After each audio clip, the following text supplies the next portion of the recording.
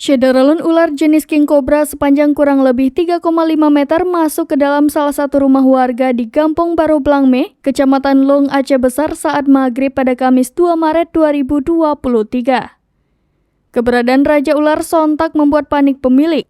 Kalaksa Badan Penanggulangan Bencana Daerah Aceh Besar Ridwan Jamil mengatakan, beruntung tidak ada korban jiwa akibat keberadaan ular berbisa tersebut.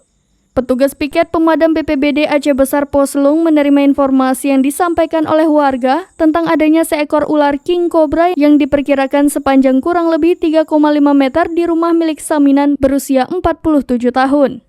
Pada proses evakuasi dilakukan oleh 4 personil Damkar Poslung langsung menuju ke lokasi kejadian untuk melakukan penanganan.